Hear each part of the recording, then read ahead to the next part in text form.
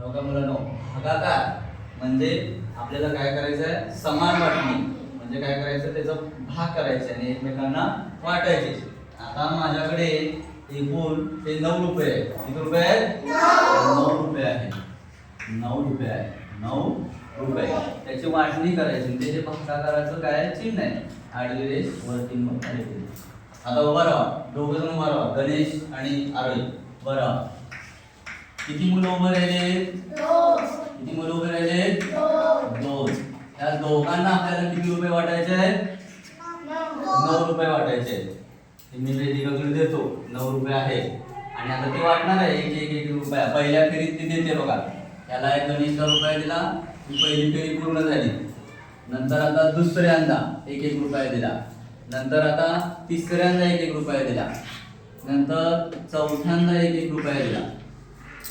आता किती रुपये शिल्लक राहिले तुझ्याकडे? बघा तिच्याकडे. आणि तुमच्याकडे किती जमले बघा?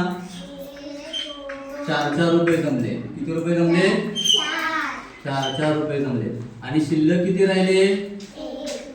बसा खाली. छान शिल्लक राहिले. त्याला आपण काय म्हणणार आहे? बाकी. काय म्हणणार आहे आपण? बाकी. आता गणिताच्या रूपात कसं सोडवायचं?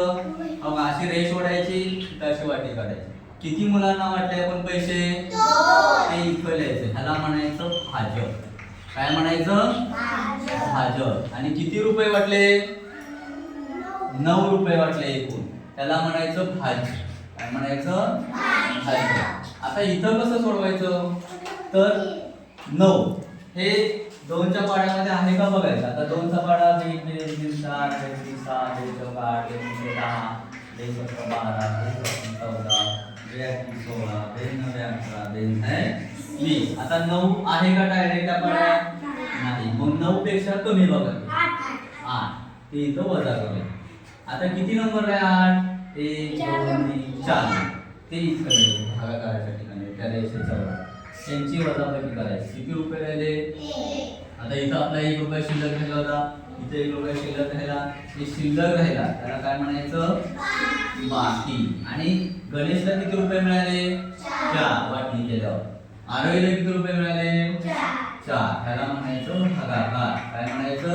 भागाकार. भागाकार म्हणजे काय आहे? समान वाटणी. आता मी 7 रुपये असतील. किती? 7 रुपये. हे 7 रुपये तुम्हाला 2 मुलांना वाटायचे असतील तर एकेकाला किती मिळणार? हे गणित काय करायचं तुम्ही? सोडवायचं. जमेल ना? ओके.